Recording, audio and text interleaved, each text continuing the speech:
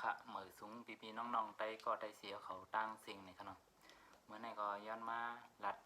ลองการวันกันเมื่อกี้รอดขนมถามว่าผู้ใหญ่ขันน้ำห้ามหู้ขนมก็นั่นก็เป็นเสียงก้นเมืองตีมีตั้งบนตั้งหูตั้งหันจำหนังตีเขาผู้เขาหันอีดวัดก็ใครมาลัดเจียงนั้นค่ะเนาะก็วันเมื่อไหร่ก็พี่น้องเมืองถึงเขาก็เป็นพื้นเป็นไพ่ไว้อยู่ขนมหลังจากตีซึกมันกับอุบจอมจุ่มตะปองจู่ขนมตีเมืองลาเนี่ยขนาด UNFC เนี่ยขนาดก็หลายหมู่หลายจุ่มขนาด7 หมู่ 7 จุ่มขนาดอันที่ขึ้นฮอตได้ก็มีอยู่6 จุ่ม 7 จุ่มดังซึกมันขนาดก็พี่น้องค้างเล่มไรขึ้นฮอตในขนาดก็เพราะว่าตึกมีบางตึกบางซึกกันอยู่ด้านขึ้นฮอตในขนาดพอตี้ก็คำเคยขึ้นฮอตนั่นค่ะแหละก็เขาก็ฮู้กันอยู่ขนาดก้วยหนา MNDAA ได้ก็ขึ้นฮอตในขนาดพี่น้องกุ๊กกลางขนาดก็ขึ้นฮอตในขนาดก็อันตึกก็ตึกอันขึ้นก็ขึ้นขนาดก็เอากูล็อกกูไล่ในขนาดเพื่อพี่น้องขางได้ตัดขาดกำซื้อในขนมตั้นในขนมก็เพราะว่าเขาในมีดัง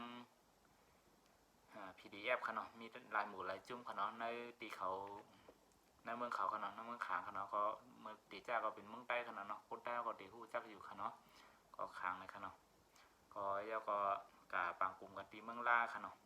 ก็เลยเขาตอบมาจังหือก็มีพระหู้ขนมเผาเป็นอาจุยาเผาเป็นคนทุกอาล่างบันกำหู้ขนมตีมีมาในมีดังมีเขตจังหนึ่งก็ขนมตีอยู่ตั้งหลังมาขนมก็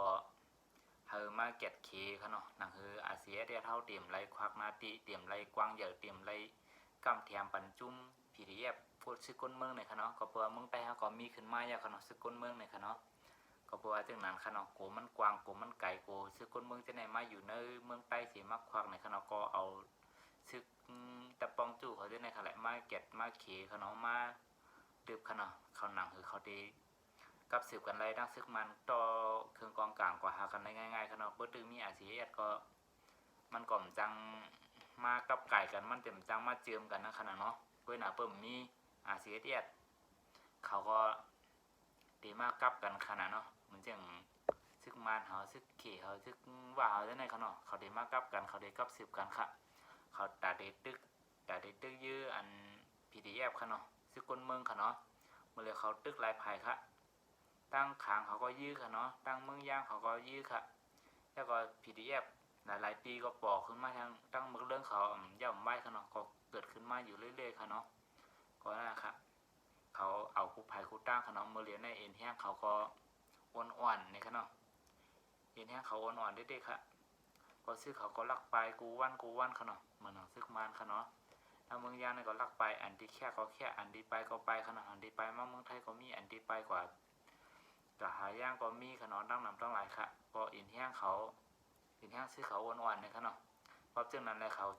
แต่หาพี่น้องอยู่ WSA เนี่ยค่ะเนาะพี่น้องกาจุงเอาเจ้าไหนค่ะจุงเอาจุ้มตะปองจู่เจ้าไหนค่ะเนาะ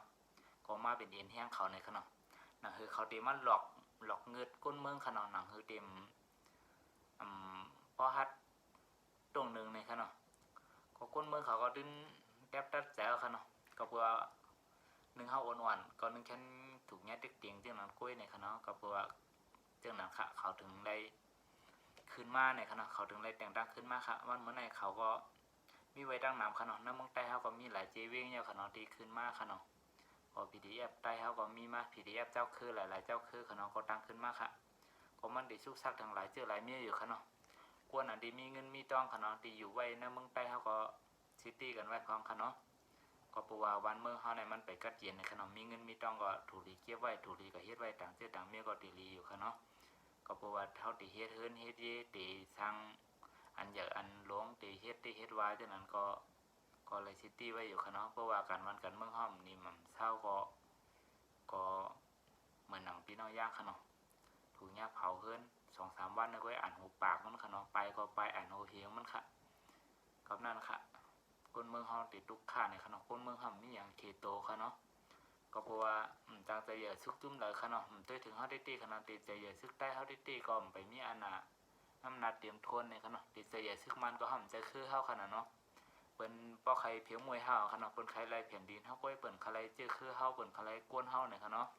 เปิ้นใครเอาลิกเอาคือเปิ้นเป็นใหญ่จังนั้นก็ค่ะ ก็จังนั้นค่ะวันเมื่อเขาถึงไรสุกซักเป็นพื้นเป็นไผ่อยู่กูวันในค่ะเนาะก็ผักถึงปีน้องๆค่ะเนาะที่มีไว้อุกจากปีจีหลายเจอหลายเมียค่ะเนาะก็ด้วยข่าวด้วยเงาการมันกันเมื่อเฮายีรัดในค่ะเนาะตีเฮ็ดตีสร้างตีซื้อสังตีก็สังขายสังค่ะเนาะก็เพราะว่าการเมืองในมันกับไก่กูเจอกูลองตีเฮาตีอยู่ตีกินตีเฮ็ดตีสร้างในค่ะเนาะก็จังนั้นแหละใครปันพังถึงพอมีพี่น้องโอ้ยก็โอ้ยเสียค่ะเนาะตีกว่าตีมาตีกว่าตีไปตั้งหลายก็ด้วยข่าวด้วยเงาค่ะเนาะข่าวเงาในเป็นที่หนึ่งค่ะเนาะก็การอยู่การกินเฮากูเจอกูเมียวค่ะเนาะเพื่อห้องหูข่าวหูเงาเฮาตีเฮ็ดตีสังซึ่งถือก็มันอ่ำปลอดภัยมันอ่ำรอดเดี่ยวตอนตาเฮาเนี่ยค่ะเนาะก็ผักถึงได้ก็ได้เสียปีน้องๆเฮาเขาตั้งเสียงค่ะเนาะก็ข่าวห้ำจะนักข่าวค่ะข่าวก็เป็นเสียงหัวใจก้นเมืองก้อนหนึ่งค่ะเนาะก็มีความน่าอกน่าใจใครมาบอกมาลัดถึงลองกันวันกันเมื่อเฮาวันเมื่อไหนเป็นจังหือในค่ะเนาะอ่ำไข่ยินอ่ำไข่ทอมก็มันก่อมป่วนไรค่ะเนาะก็เพราะว่าเป็นวันเฮาเมืองเฮาปีเฮาเนาะเฮาปอเฮามีเฮาจะคือเฮาตึกอยู่ไว้ทั้งเมืองใต้เฮาในค่ะเนาะเฮาตีอยู่กันแล้วก็เย้าค่ะมันก็กับไก่เฮาอยู่ลีในค่ะเนาะก็เพราะว่าเพื่อเป็นหลาใต้ก็เฮาก็เป็นใต้ค่ะเฮาก็เจ็บใจค่ะเนาะเพื่อเป็นว่าใต้อันนี้จังนั้นจังไหนเฮาก็เตื้อใจค่ะเนาะก็เพราะว่าเฮาก็มีเลือดมีเนื้อมีอกมีหัวใจค่ะเนาะก็เพราะว่าจังนั้นค่ะเนาะก็ผักถึงปีน้องๆได้ก็ได้เชียร์เขาค่ะเนาะก็พังกันพังลองอยู่ลองกินค่ะเนาะเฮาอยู่วันเปิ้นเมืองเปิ้นเฮาก็ทุกข่าอยู่เย้าค่ะเนาะก็เมื่ออยู่วันเฮาเมืองเฮาก็นึงแค่ติดทุกข่าเลยในค่ะอำจังเฮ็ดจังสร้างค่ะเนาะ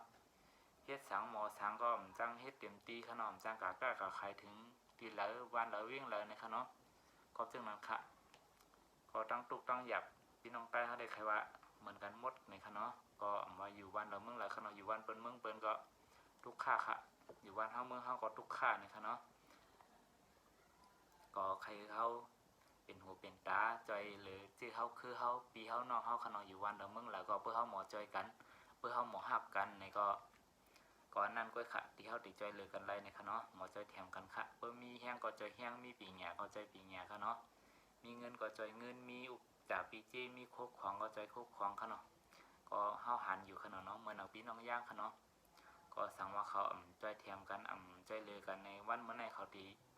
อยู่หยับเต้ๆค่ะปังตึกก็เขาย่านนำเลยเบิ้นค่ะเขาตั้งเดือนเดียวอ่านหูปากมันเขาเนาะปังตึกเนี่ยเหมือนเอาพี่น้องใต้เขาเราตีอยู่เนื้อเมืองเนี่ยสั่งว่าตึกกันยี่กันอ่านหูเลือนหูปีนี้จะหนังพี่น้องย่างในเขาตีถือค่ะเมื่อเหลือในก็ตึกอยู่ค่ะเนาะกล้วยหนามไปเจอตึกซึกใหญ่ซึกลงเต้ๆค่ะเนาะสั่งว่าเลยตึกกันตั้งซึกมันเปิ้นเจ้าฮือวินฮือเปิ้นเจ้าอันนั้นอันในฮือเปิ้นเจ้าลักนากองกังเฮาจังไปค่ะเนาะเฮาอยู่เนื้อเมืองเขาเฮาได้ไปมาเมืองไทยก่อนง่ายๆค่ะหันต่อเฮาไปมาเมืองไทยในเฮาบ่ตีลูกตีตายกันก็คือค่ะเนาะอันนี้เป็นเฮาโหลไรเซตตี้กันเต้ๆค่ะเนาะอันนี้เป็นพังค่ะเนาะจะว่ามาขู่เฮาโกในค่ะเนาะก็ปัดเตือนค่ะเนาะเตือนซิตี้ค่ะก็เหมือนเอาพี่น้องย่างเขาได้เขาอยู่จับเรียนดีขนาดเนาะยี่กันปึ้งปังก็เรียนค้ำนำมาก็ฮอดเมืองไทยค่ะเนาะเหมือนหนังใต้เฮาในเฮาอยู่ในกลางเมืองในเฮาได้ไปก็ต้องล่ะค่ะง่ายๆค่ะเนาะเพื่อซื้อข้าวเก่นเคียงเพื่อเอ็นแห้งข้าวใหญ่ในมันหยาบตี้ๆเขาออกกอบนั่นนะคะไหลวนไหลเจอไหลเมียวค่ะเนาะเฮาเพื่อเฮาวนได้เฮาจื้อวนซึกได้เฮาก็วนง่ายเขาเอาห้ำยื้อห้ำตึกเพื่อเปิ้นยื้อเปิ้นตึกมาเอ็นแห้งเฮาหมักกองขึ้นยามเฮาก้นเมืองเฮาในเปิ้นวนไหลเจอไหลเมียวค่ะเนาะกอบจังนั้นแหละมันไปถึงข้าวยามมันไปถึงตื้อต้างมันขนาดเนาะก็เฮาก็ติเลยเฮ็ดเก็บซึกกะนำขนาดเพื่อเอ็นแห้งเฮาอย่าเฮาก็บ่ได้ตึกนำในขนาดเพื่อเอ็นแห้งเฮาอย่าเฮาตึกกว่าหมักกองขึ้นยามเฮากูซึกกูเมียวก็เฮาเตรียมทวนเฮามีต่างรถต่างก้าเฮาหรือว่าอะไรแล้วจังนั้นเปิ้นค่ะเนาะเหมือนหนังมานเขาเฮามีหลายหมู่หลายจุ่มโฮมป้องเฮาขนาดเนาะนั่นนะคะเฮาเป็นเจ้าของเมืองเขาเฮาเตี่ยโฮมป้องเปิ้นเพื่อเฮาเปิ้นไล่หนังกลางใจดีเปิ้นใครไล่เปิ้นก็ป้องเฮาเปิ้นก็มันข่มย่อมเฮาก็ละมีพี่น้องโคเขียวก็เอาดีกับป้องเปิ้นดีกับโฮมเปิ้นก็หยาบค่ะเนาะเปิ้นใต้ห้อมพร้อมโฮมกันมันก็หยาบอยู่ค่ะหัวตีพร้อมโฮมกันน่าจัดในต้องตีไล่หันกับฮู้เนาะปันลูกปันหลานเฮาติทุกข้ากับทั้งซึ่งในก้อยค่ะเนาะวนเต็มวนก็ห้ำป้าเฮาค่ะเนาะติเช่กันตันเฮก็ห้ำป้าเฮาอยู่เฮ็ดเฮก็ห้ำป้าเฮาอยู่มันก็หยาบค่ะเนาะก็นั่นค่ะปั่นพังถึงพี่น้องเฮาเขาตั้งเสียงในค่ะเนาะ ก็วันอีดวันออดค่ะเนาะก็สั่งว่ามีตีแล้วรัดพิษรัดเปิงกันในก็เช่นเราปล่อยว่างข้างปันค่ะเนาะก็มีจะหักเหนือเจื้อคือเหนือเจื้อจันแลมาหมอกมารัดมาปั่นสัตตีกันกล้วยในค่ะเนาะก็สั่งว่ามีตีพิษตีเปิงในก็ย้อนน้อมค่ะเนาะก็เหมือสูงตั้งเสียงค่ะเนาะก็บ้านมันในก็ย้อนเผาไว้กันในกันในค่ะเนาะก็เหมือสูง